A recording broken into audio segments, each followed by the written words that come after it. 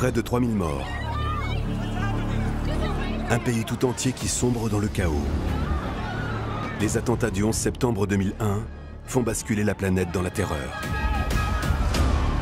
Face à l'horreur de ces attaques, le peuple américain réalise qu'il n'est pas intouchable et que même la toute-puissante CIA, les services de renseignement du pays, n'a pas réussi à les protéger. Nous avons en quelque sorte trahi la confiance du pays. Frappés en plein cœur, les États-Unis veulent se faire justice et traquer ceux qui ont osé les attaquer. Le nouvel ennemi public numéro 1 se nomme Oussama Ben Laden, chef d'Al-Qaïda, l'organisation terroriste responsable du 11 septembre. Nous voulions riposter contre ces ennemis qui nous avaient frappés si violemment et nous venger de ceux qui avaient tué autant de gens.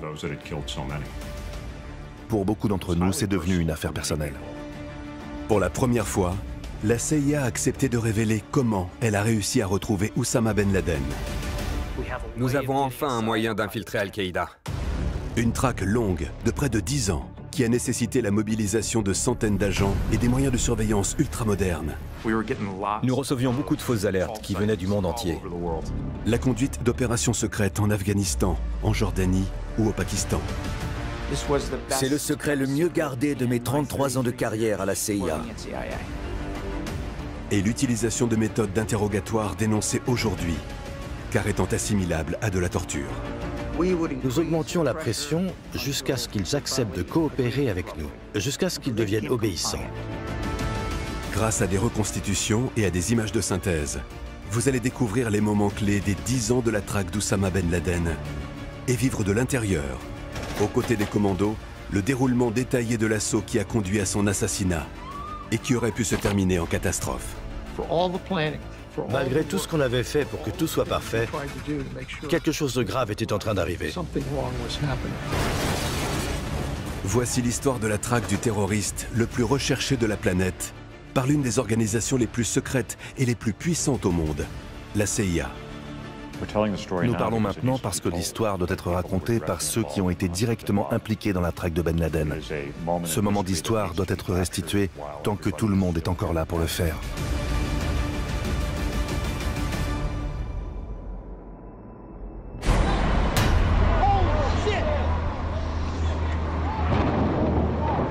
Des terroristes détournent 4 avions de ligne. 2 d'entre eux frappent les tours du World Trade Center à New York. Un autre percute l'aile ouest du Pentagone. Et le 4e s'écrase en Pennsylvanie. Le président américain George W. Bush, alors en visite dans une école en Floride, est immédiatement évacué vers l'avion présidentiel.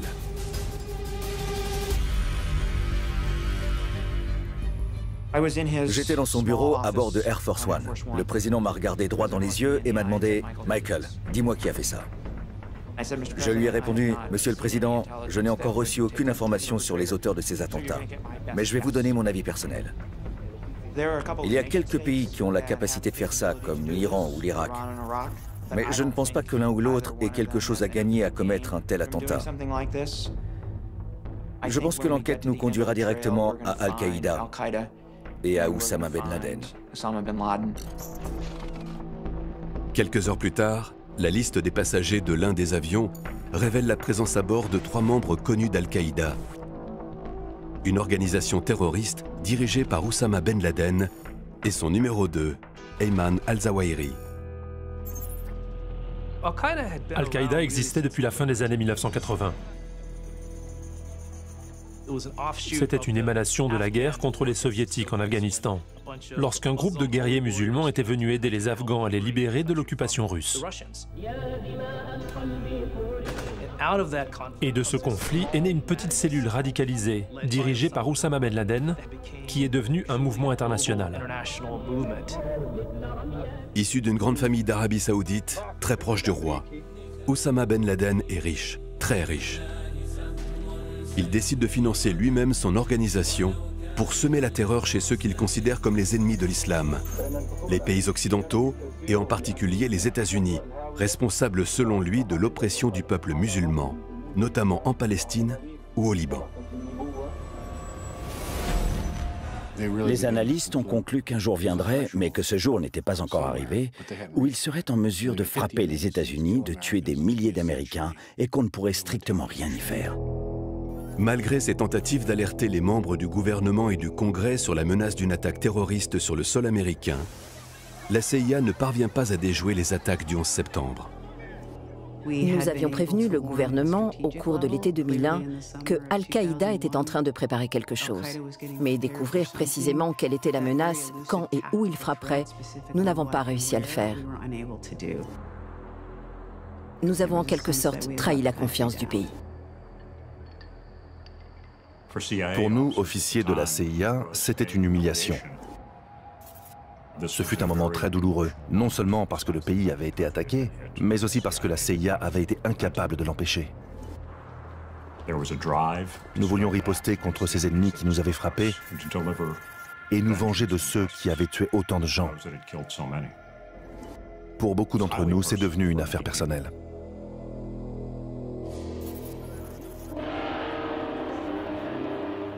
Au lendemain des attentats, le président Bush réunit ses plus proches conseillers à la Maison-Blanche. Il veut lancer une riposte immédiate contre ceux qui ont osé frapper les États-Unis. Il doit décider qui dirigera la réponse américaine à l'attaque d'Al-Qaïda et quels sont les moyens à mettre en œuvre pour traquer le chef de l'organisation et nouvel ennemi public numéro 1, Oussama Ben Laden. En octobre, le président Bush lance l'opération Enduring Freedom et déploie la puissance de l'armée de l'air américaine dans la région. Les bombardiers et les avions de chasse se tiennent prêts à frapper toutes les positions occupées par les talibans. Au sol, les équipes conjointes des forces spéciales et de la CIA, assistées de leurs nouveaux alliés de l'Alliance du Nord, quadrillent le pays. Ils identifient les cibles une à une à l'aide de faisceaux laser pour envoyer aux avions américains les coordonnées GPS des zones à frapper. À la Maison-Blanche, Michael Morell, chargé des briefings quotidiens de George Bush sur le renseignement, informe le président de l'avancement de la mission. J'ai commencé à montrer au président ces grandes cartes militaires où on voyait les positions des forces de l'Alliance du Nord, les positions des talibans et les endroits où pouvait se trouver Ben Laden. Et je me souviens de la frustration du président face à la lenteur des événements. Le président mettait la pression à George Tenet presque tous les matins. Il lui disait « George, qu'est-ce qui se passe? Pourquoi nos gars n'avancent pas ?» Mais une fois qu'ils ont commencé à avancer, ils sont rentrés dans les talibans comme dans du beurre. Le plan de la CIA s'avère extrêmement efficace. L'Alliance du Nord reprend une à une toutes les principales villes d'Afghanistan en à peine quelques semaines. L'opération s'est déroulée un peu comme de l'eau qui s'écoule le long d'une rivière, en fonction des endroits à frapper que nous indiquaient les équipes au sol, un peu comme une tache qui se répand petit à petit. Une fois que les bombardements ont commencé, nos ennemis se sont évaporés. Ils se sont enfuis. Les seuls qui sont restés sont morts. Pour Oussama Ben Laden, la fin du régime taliban ne laisse plus qu'un seul endroit pour se réfugier, les montagnes. En novembre, la CIA intercepte un message radio identifiant la voix d'Oussama Ben Laden, provenant d'un réseau de grottes nommé Tora Bora, situé au sud de la ville de Jalalabad et à moins de 16 km de la frontière pakistanaise. Nous savions que c'était presque imprenable, mais tout le monde était super excité. C'était notre objectif ultime, attraper l'homme qui était responsable du 11 septembre. Au cours des 2 premières semaines de décembre, jusqu'à 100 frappes aériennes par jour sont déclenchées grâce aux informations données par les troupes au sol. Des membres des forces spéciales américaines et des combattants afghans sont envoyés en renfort pour encercler Tora Bora. Le gouvernement pakistanais déploie 4000 soldats à la frontière. Oussama Ben Laden et ses plus proches lieutenants semblent pris au piège. Mais pour le commandement américain, lancer un assaut terrestre sur Tora Bora semble extrêmement risqué. L'armée américaine n'était pas en mesure de parachuter des bataillons entiers de Marines ou de soldats pour entrer dans Tora Bora et en prendre le contrôle. Planifier une telle opération aurait pris une éternité. Et tout portait à croire que si Ben Laden était prêt à livrer son ultime bataille, les combats allaient être très sanglants et coûteraient la vie à de nombreux Américains. Pour éviter une hécatombe, le général Tommy Franks, commandant de l'opération Enduring Freedom, décide de privilégier les frappes aériennes pour tenter de décimer les membres d'Al-Qaïda présents à Tora Bora. Mais à la mi-décembre, les signaux radio d'Oussama Ben Laden s'arrêtent. Le chef d'Al-Qaïda a réussi à s'enfuir.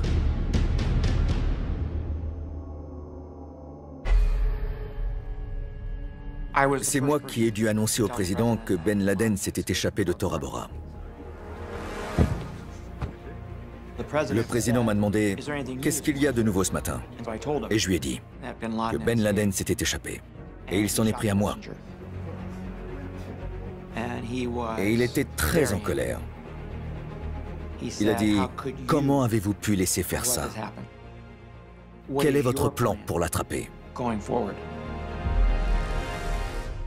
Après l'échec de Tora Bora, les membres d'Al-Qaïda qui se cachaient avec Oussama Ben Laden parviennent à s'enfuir.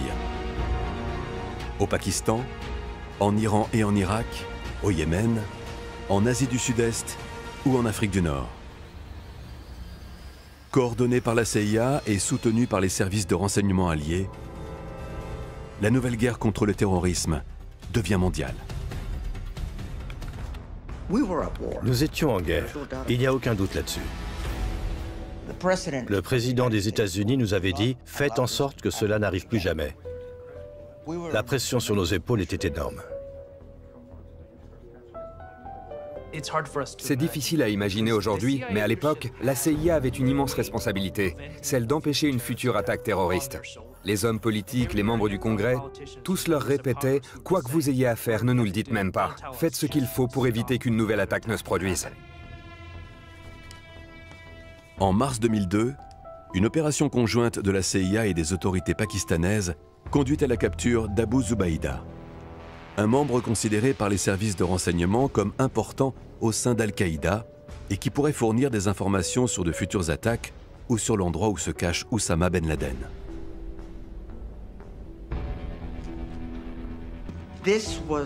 C'était quelqu'un que nous devions interroger nous-mêmes. Parce que personne n'allait s'occuper de notre sécurité nationale comme nous allions nous occuper de notre sécurité nationale. Il fallait mettre de côté les risques et le politiquement correct et l'interroger à l'abri des regards. Si nous l'amenions aux États-Unis, il prendrait un avocat et il serait soumis à toutes les procédures pénales. Mais nous devions obtenir des renseignements sur les plans et les intentions d'Al-Qaïda et sur les différentes attaques qui nous menaçaient. Notre intérêt n'était pas de monter un dossier pour pouvoir l'accuser d'un crime. Notre intérêt était d'empêcher un autre attentat sur le sol américain. La CIA conduit alors Abu Zubaydah dans une prison secrète. Une installation placée sous le contrôle de l'agence, mais montée de toutes pièces dans un pays étranger où les prisonniers peuvent être interrogés sans tenir compte des lois américaines.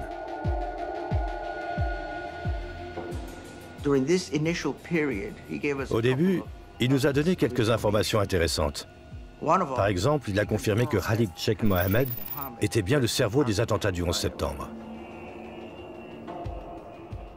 Mais ensuite, il s'est arrêté de parler. Il refusait de dire quoi que ce soit. Le président nous demandait « Qu'est-ce qu'il dit sur les prochains attentats ?» Il ne disait plus rien. C'est là que nous avons conçu le programme d'interrogatoire renforcé. Programme d'interrogatoire renforcé. Une liste de techniques que la CIA a le droit d'utiliser pour forcer les prisonniers à parler. Parmi elles, la manipulation diététique, les claques, la privation de sommeil,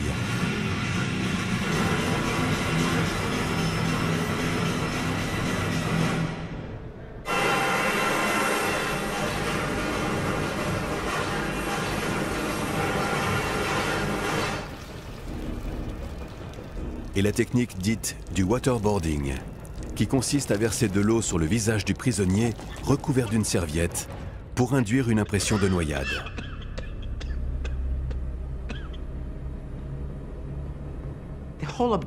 Tout l'objectif était de leur faire comprendre psychologiquement qu'ils n'avaient plus aucun espoir, qu'ils ne contrôlaient plus rien. Leur sommeil, leur nourriture, plus rien du tout. Et nous augmentions la pression jusqu'à ce qu'ils acceptent de coopérer avec nous, jusqu'à ce qu'ils deviennent obéissants.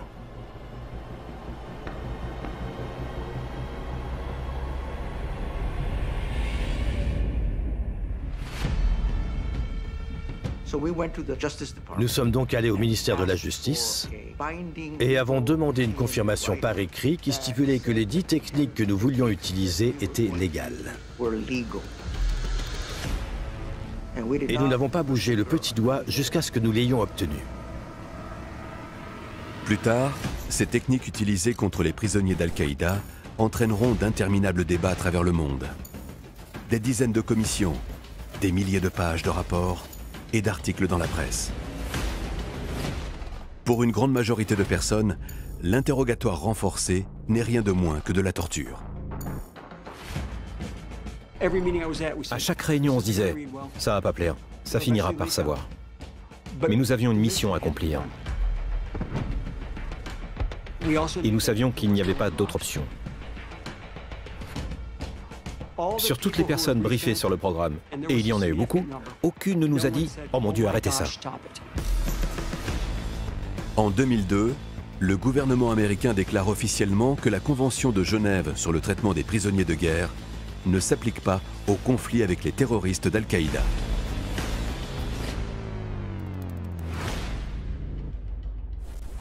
Le président approuve le programme. Et le Conseil de sécurité nationale approuve le programme. Les commissions du Congrès sont informées. Tout le monde était d'accord. Ce programme d'interrogatoire renforcé n'était pas seulement le programme de la CIA, c'était le programme de l'Amérique.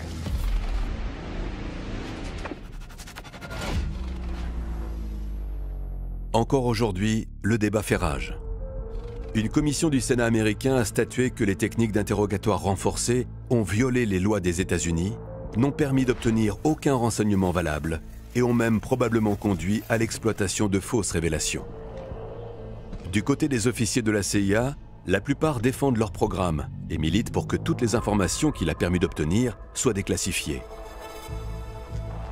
Ils en sont convaincus, ils n'avaient tout simplement pas d'autre choix. Nous étions dans l'arène. Nous étions les seuls responsables de protéger le pays et de sauver des vies américaines. Nous n'avons pas hésité à agir. Nous étions tous conscients des risques qu'on prenait. Je suis convaincu qu'à cette époque, c'était la seule chose à faire, parce que ces gens n'allaient pas parler. On avait besoin de ce programme, et on en avait besoin très vite. Il fallait bien que quelqu'un s'en charge. Après la capture d'Abu Zubaydah, la CIA développe son programme d'interrogatoire. L'agence installe des prisons secrètes dans 6 pays pour interroger les détenus d'Al-Qaïda. Ces sites sont devenus des lieux clés pour la collecte de renseignements. On amenait les détenus les plus importants, souvent les yeux bandés, en avion sur de très longues distances. Ils pouvaient y être mis sous pression pour les faire craquer et les obliger à révéler des informations. Les analystes de la CIA utilisent un nouveau logiciel d'intelligence artificielle pour passer au crible les renseignements recueillis sur le terrain. Parmi les milliers de noms enregistrés dans les rapports d'interrogatoire, ils extraient le nom d'un individu qui n'a pas encore fait l'objet d'une enquête approfondie et qui pourrait être une cible potentielle pour accéder à Oussama Ben Laden. Son nom de guerre, Abu Ahmed al-Kuwaiti, un membre non identifié d'Al-Qaïda.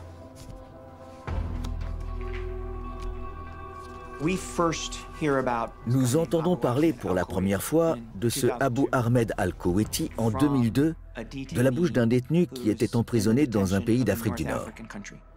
Et ce détenu raconte que Abu Ahmed al-Kuwaiti pourrait être un messager de Ben Laden. Mais c'était un fantôme. Nous ne connaissions pas son vrai nom, nous ne savions pas où il était, nous ne savions rien de lui. Mais nous avons commencé à interroger chaque prisonnier, à la fois ceux que nous détenions et ceux détenus par d'autres pays, au sujet de ce type nommé Abu Ahmed.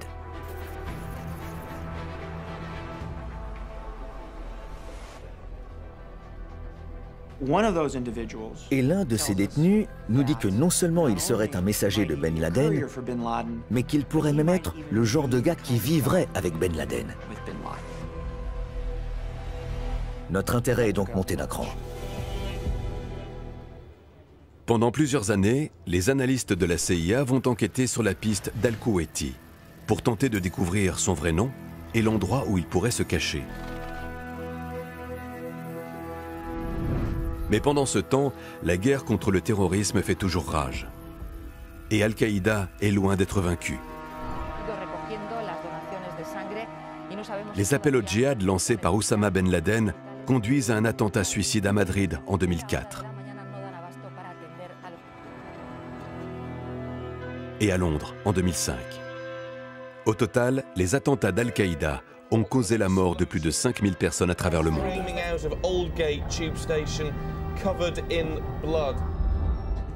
Cette période des années 2005, 2006, 2007 était une période de résurgence pour Al-Qaïda. Nous redoutions une nouvelle vague d'attaques. Les analystes travaillaient main dans la main avec les agents sur le terrain qui, eux, collaboraient avec leurs homologues étrangers pour mener des opérations et éliminer les cibles. Les membres d'Al-Qaïda sont pris pour cible les uns après les autres. Et le nombre de morts au sein de l'organisation terroriste atteint des sommets. Mais Oussama Ben Laden, lui, reste introuvable. Nous recevions beaucoup de fausses alertes qui venaient du monde entier. D'un coup, on avait un renseignement qui arrivait. Nous l'avons vu sur un marché à Peshawar. Nous l'avons vu à Karachi. On a un gars qui l'a vu en Afrique. Il faisait des affaires en Afrique. Et toutes ces pistes devaient être éliminées. Oussama Ben Laden avait une sécurité opérationnelle phénoménale et il le savait. En 2009, Barack Obama, nouveau président des États-Unis, nomme Léon Panetta comme nouveau directeur de la CIA.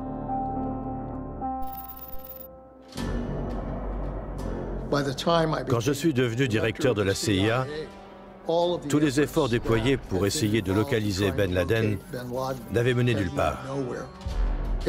Chaque piste avait dû être abandonnée.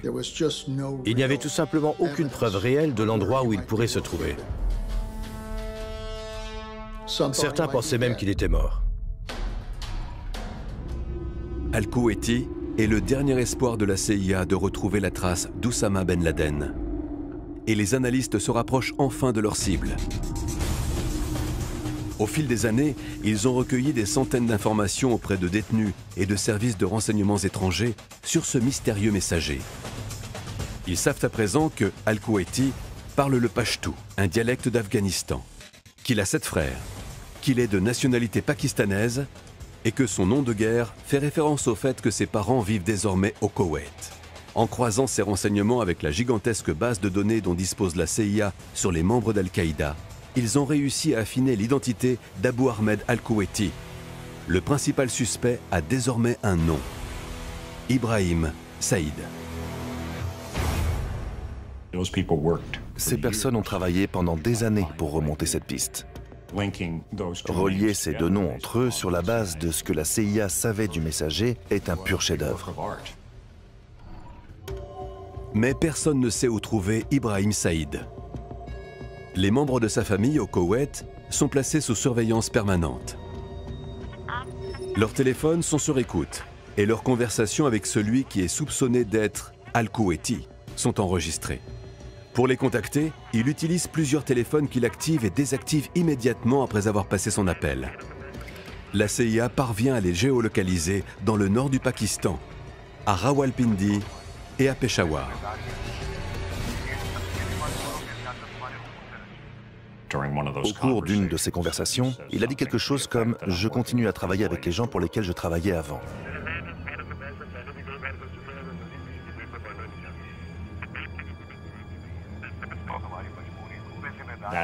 C'est à ce moment-là qu'on s'est dit qu'Ibrahim Saïd et Al-Kuwaiti étaient bien la même personne. Cette petite phrase prononcée par Ibrahim Saïd pourrait être la première erreur qu'il commet en 9 ans. La CIA envoie une équipe d'agents sous couverture au Pakistan pour localiser celui qui pourrait bien être Al-Kuwaiti, le mystérieux messager de Ben Laden.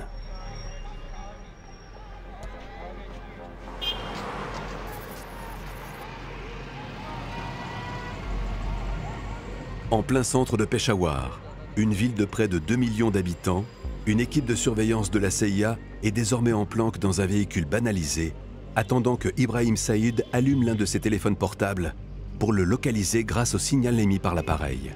Il ne suffit pas simplement d'envoyer des gens sur le terrain.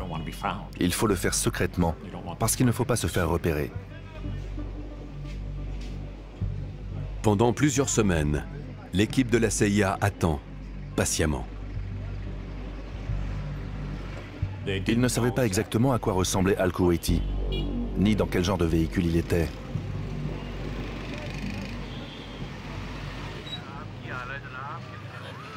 Jusqu'au jour où Al-Kuwaiti active son téléphone tout près d'eux.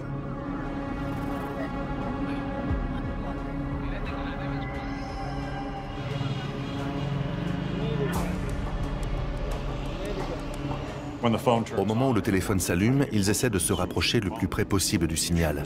Il fallait repérer qui était au téléphone à cet endroit-là.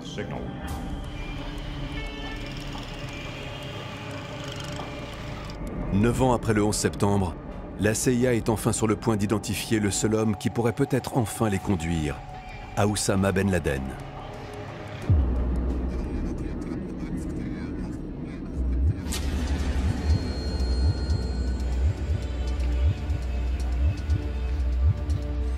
Et finalement, ils identifient un véhicule que la cible utilise. C'est une sorte de Jeep Suzuki blanche.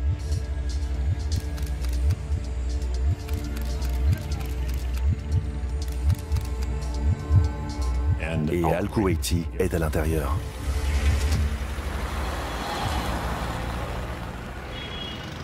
La CIA peut à présent mettre un visage sur son nom. Il confirme qu'Ibrahim Saïd est bien Al-Kuwaiti et le prennent immédiatement en filature.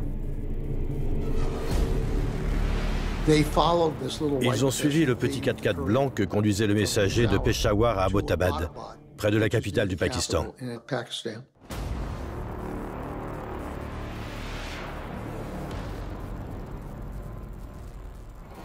Et le 4x4 est entré à l'intérieur d'une grande maison. Abbottabad est une ville de 2 millions d'habitants. La maison est située dans un quartier résidentiel, à peine 3 km de l'Académie militaire du Pakistan. La CIA place l'endroit sous surveillance. Il était clair que nous avions trouvé quelque chose d'unique avec l'existence de cet endroit. Il impliquait des messagers qui avaient travaillé avec Ben Laden par le passé. Et on voyait bien qu'ils adaptaient chaque jour leur mode de vie en prenant des précautions extrêmes. Ils faisaient près de 150 km juste pour passer un simple coup de fil.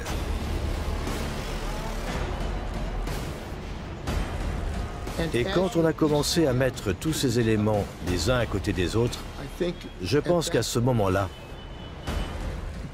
au fond de moi, j'ai senti que peut-être, pour la première fois en presque 10 ans, nous étions sur le point de trouver Ben Laden.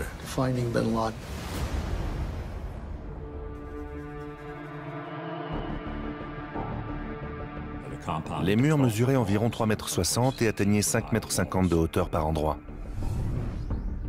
Il y avait un large enclos dégagé sur l'un des côtés. Le complexe avait été conçu avec une allée centrale qui comportait des murs de chaque côté.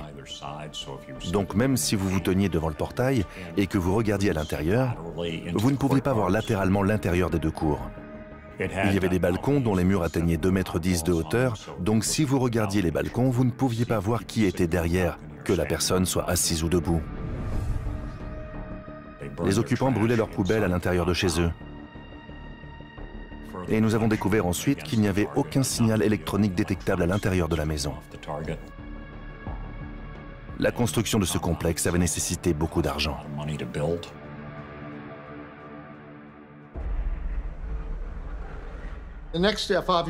La prochaine étape était évidemment de continuer la surveillance sur cette maison pour déterminer si Ben Laden était vraiment là ou pas. Mais cette découverte était suffisamment importante pour demander une réunion avec le président. Au cours d'une réunion secrète tenue à la Maison-Blanche en août 2010, le président Barack Obama est informé par la CIA de l'existence d'une nouvelle piste qui pourrait conduire à Oussama Ben Laden. Je me souviens que le président nous a donné 2 ordres très clairs à la fin de cette réunion. Le premier, Léon, Michael, découvrez ce qui se passe à l'intérieur de cette maison. Le second, ne parlez de ça à personne. Personne d'autre ne doit être au courant à part nous. Il suffirait d'une fuite, d'une seule, qui révélerait que nous tenons peut-être Ben Laden et il pourrait disparaître. C'est le secret le mieux gardé de mes 33 ans de carrière à la CIA. Nous avons obtenu suffisamment d'informations pour renforcer notre confiance et pour faire pencher la balance. Il est très rare dans l'espionnage d'obtenir le renseignement parfait. En fait, ça n'arrive jamais. Que pouvions-nous faire de plus sans risquer d'alerter les gens dans la maison que nous étions en train d'espionner? Combien de temps arriverions-nous à garder le secret?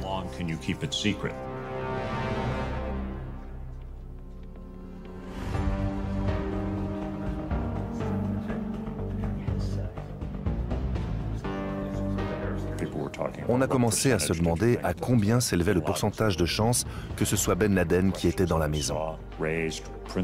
Certaines personnes se posaient des questions et mettaient en doute la fiabilité de nos renseignements. Mais pour ceux qui étaient au contact de la cible, la situation était très claire.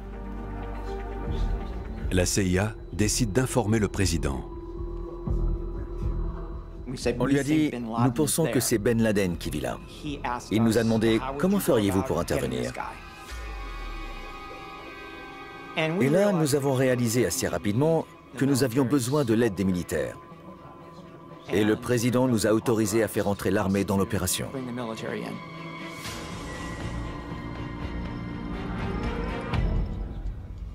Le président et ses conseillers évaluent 2 options principales. Une frappe aérienne sur l'enceinte ou un raid des forces spéciales. La frappe aérienne semble être le choix le plus sûr, mais présente des inconvénients majeurs.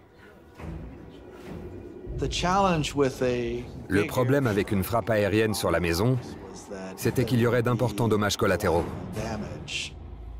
Tous les autres occupants de la maison seraient tués eux aussi, et il y avait environ 22 femmes et enfants qui y vivaient. Et l'ampleur de la frappe causerait également la mort de personnes qui vivaient dans les maisons situées à proximité. Et en plus, vous ne saurez jamais si c'est bien Ben Laden que vous avez tué. Le président Barack Obama décide donc de privilégier l'envoi au Pakistan d'un commando des forces spéciales par hélicoptère.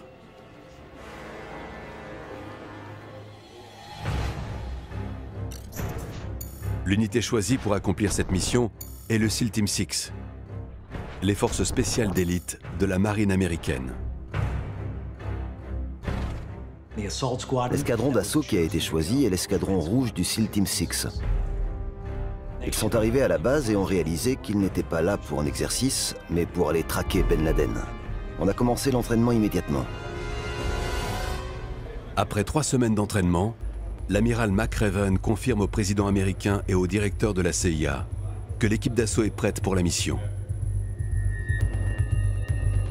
Les commandos sont envoyés sur la base militaire américaine de Jalalabad, en Afghanistan.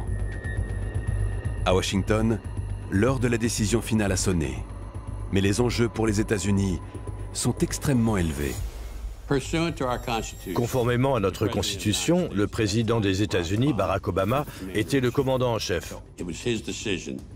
C'était donc lui qui décidait si, oui ou non, on allait lancer le raid pour traduire en justice la personne qui était derrière les attentats du 11 septembre.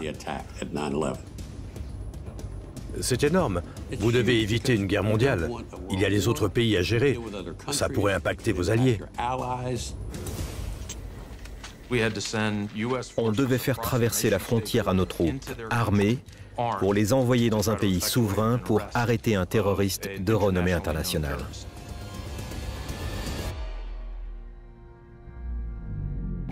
Après les 5 mois d'examen des renseignements, il n'y avait vraiment plus d'idées républicaines ou démocrates sur le sujet. Je suis républicain, le président était démocrate. Pour moi, ça n'avait plus d'importance. Nous connaissions le poids de cette décision. Mon rôle était que si quelque chose ne se passait pas comme prévu, je me tiendrais aux côtés du président et je dirais « Je pense que c'était la bonne décision ». Près de 10 ans après les attentats du 11 septembre, seules quelques personnes à Washington savent que la traque d'Oussama Ben Laden pourrait prendre fin dans les prochaines heures. Le président américain Barack Obama a pris sa décision. Dans la matinée, Tom Donilon, conseiller à la sécurité nationale, a appelé Léon Panetta et lui a dit « Le président a approuvé la mission. Vous avez le feu vert. Les détails sont entre les mains de l'amiral McRaven. » J'ai eu un appel de Léon Panetta et il m'a dit « Vous savez cette chose sur laquelle nous travaillons, ça va arriver ce week-end. Au revoir. » Et c'était tout. Je n'oublierai jamais ce coup de fil.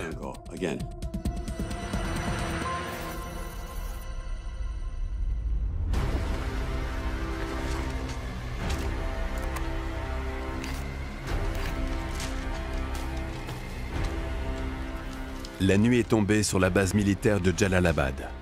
Les commandos américains du SEAL Team 6 sont prêts à partir pour cette opération à haut risque, probablement l'une des plus importantes depuis la Seconde Guerre mondiale. La mission était de tuer Ben Laden. Nous n'étions pas censés le capturer vivant. C'était un ordre de Bill McRaven signé par le président des États-Unis.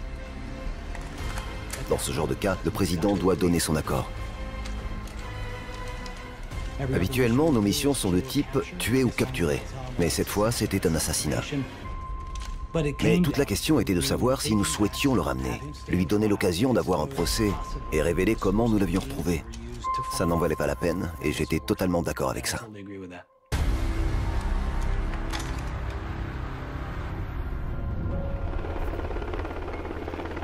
Les hélicoptères du 160e régiment des opérations spéciales quittent la base aérienne de Jalalabad à 22 h.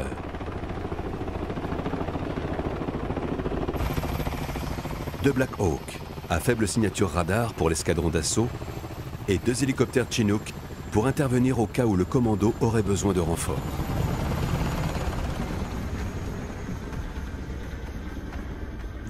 Les hélicoptères ont volé vers un premier site où se sont posés les 2 appareils de la force d'intervention rapide.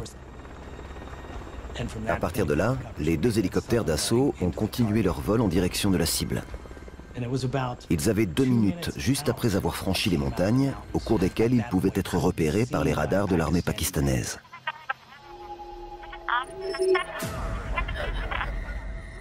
À peine quelques minutes avant que les hélicoptères n'arrivent sur la cible, la CIA intercepte un signal dans la maison. Un téléphone portable qui n'avait jamais été identifié vient d'être activé par l'un des occupants. Nous avons entendu leur communication. Il s'agissait de l'un des 2 frères qui appelait l'autre et lui disait « Ils arrivent par les airs ». Et ce sont les derniers mots qui ont été enregistrés.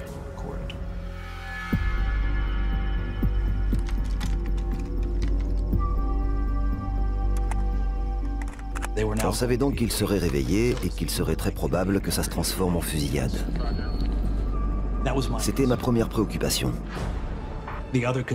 Mon autre préoccupation était que si un appel avait réveillé Ben Laden, l'armée pakistanaise devait aussi être au courant qu'il se passait quelque chose par là-bas.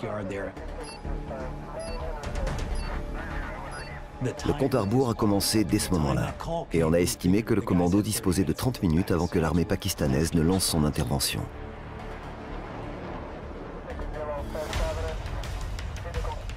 Les 2 hélicoptères atteignent la cible à minuit.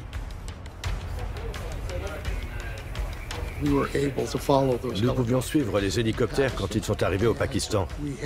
Nous avions une vidéosurveillance au-dessus de la maison quand les appareils sont arrivés sur la cible.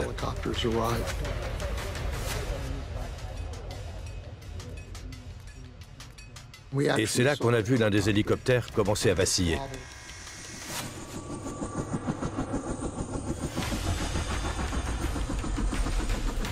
Je regardais ces deux hélicoptères arriver comme si l'action se déroulait au ralenti. Le premier, qui était entre les deux bâtiments, était censé s'arrêter. Quand vous déposez un commando, l'hélicoptère s'arrête, vous larguez les cordes et les gars descendent.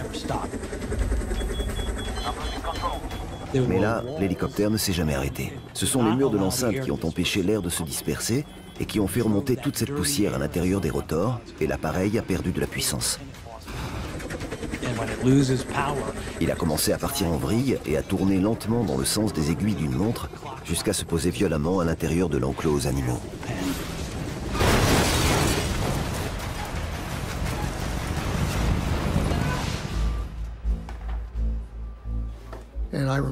Et je me souviens, à ce moment précis, je me suis dit, qu'est-ce qui se passe? Tout le monde était sous le choc. Et là, vous vous dites, malgré toute l'organisation, tout le travail, tout ce que vous avez fait pour que tout soit parfait, quelque chose de grave était en train d'arriver. Est-ce que ça compromettait la mission?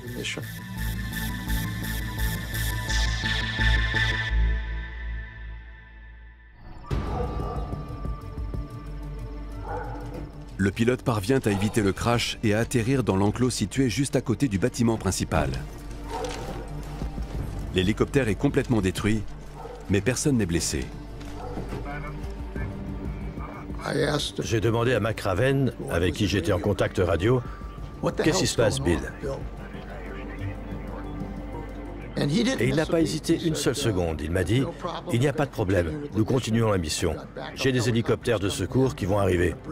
L'équipe va trouver un moyen de franchir le mur d'enceinte et ils vont terminer la mission. Et j'ai dit, que Dieu vous bénisse. Allons-y. Les gars sont sortis en quelques secondes. Il n'y avait pas le temps de s'inquiéter. Et dès que l'hélicoptère a atterri, les gars ont immédiatement lancé l'assaut. Quand l'hélicoptère s'est écrasé, tout le quartier s'est réveillé. Les habitants ont allumé leurs lumières, les gens sont sortis de chez eux en se demandant ce qui se passait. À partir de ce moment-là, c'était une course contre la montre. Le premier hélicoptère passe au-dessus du mur et se retrouve à l'intérieur de l'enclos aux animaux. Le deuxième pilote a vu très vite que son acolyte avait des problèmes et s'est immédiatement rendu vers son site d'atterrissage d'urgence à l'extérieur du bâtiment.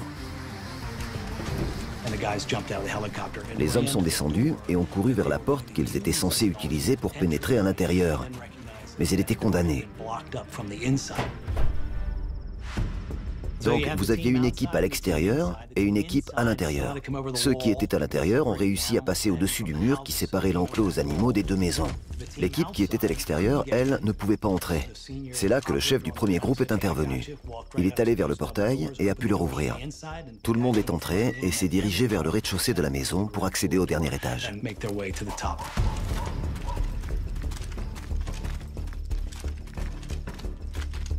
Début d'assaut. L'équipe qui s'est dirigée vers la petite maison où vivait le messager a été prise à partie.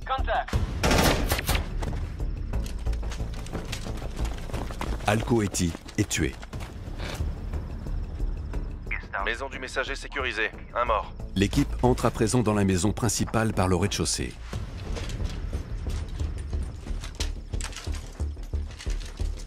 Au premier étage, il y avait le deuxième messager.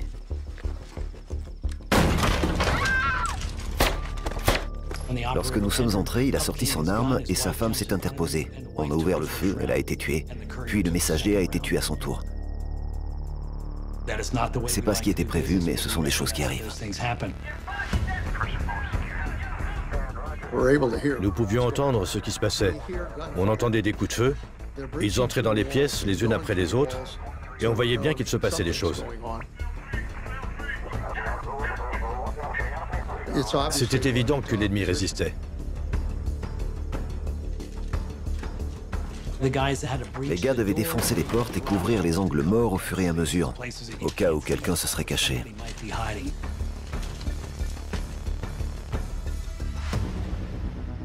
Une porte en métal bloque la cage d'escalier entre le premier et le deuxième étage, empêchant l'accès aux étages supérieurs.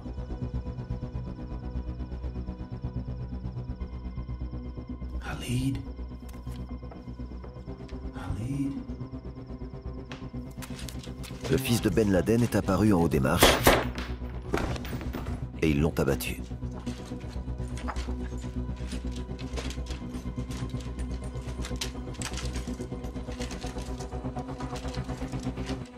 Le commando peut sécuriser le deuxième étage. Dans les chambres, il trouve des enfants et 2 femmes qui sont fouillées et placées sous surveillance alors que l'assaut continue. Deuxième étage sécurisé. Les membres du commando s'approchent du 3e étage, l'endroit où Oussama Ben Laden devrait se cacher.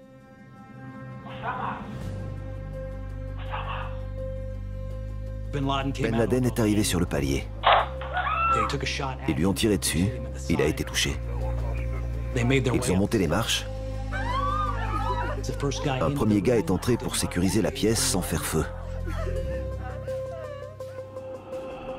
Le deuxième gars est entré. Ben Laden était juste devant lui. Il y avait une AK-47 à côté, mais il n'a jamais eu l'intention de s'en saisir. Et le cil a fait feu à quelques mètres seulement.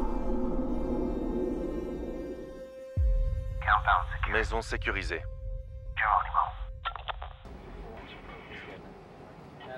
Au QG de la CIA, l'équipe entend à la radio le commando déclarer le code pour indiquer que Ben Laden a été tué. Et puis McRaven m'a dit, je pense que nous avons un Geronimo. Et je ne sais pas ce qui s'est passé, mais j'ai dû attendre encore une quinzaine de minutes, sans doute les plus longues de toute ma vie. J'attendais et je demandais, est-ce qu'on a ou est-ce qu'on n'a pas un Geronimo? Et c'est là que McRaven a pris la parole et m'a dit, nous avons un Geronimo. Nous avions eu Ben Laden.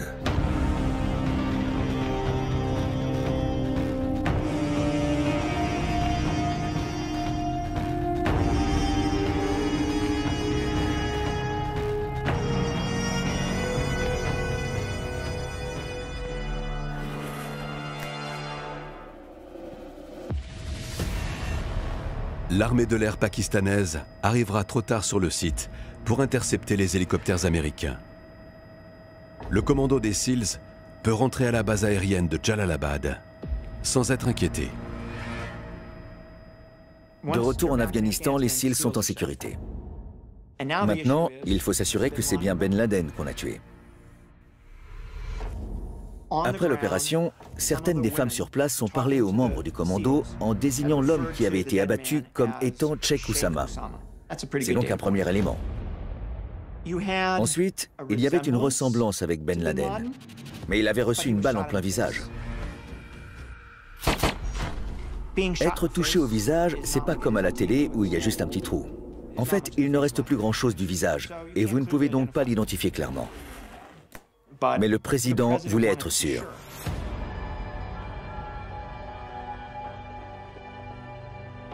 Donc la CIA a procédé à de la reconnaissance faciale et à des analyses ADN.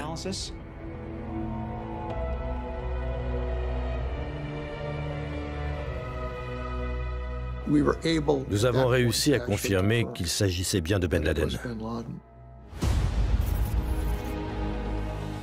À ce moment-là, le président s'est senti suffisamment confiant pour l'annoncer à la nation. Ce soir, je rends compte au peuple américain et au monde que les États-Unis ont mené une opération qui a conduit à la mort de Oussama Ben Laden, le chef d'Al-Qaïda, et un terroriste responsable du meurtre de milliers d'hommes, de femmes et d'enfants innocents. Honnêtement, plus de 10 ans après, quand on en parle entre nous, je peux encore ressentir tous les hauts et les bas de l'opération. Le stress, les peurs, l'exaltation quand nous avions une nouvelle piste ou quand nous nous sommes dit « Waouh, ils vont le faire ». En août dernier, après des années de travail des services de renseignement, j'ai été informé d'une piste qui nous mènerait à Ben Laden. Une équipe d'Américains a mené l'opération avec un professionnalisme et un courage extraordinaires.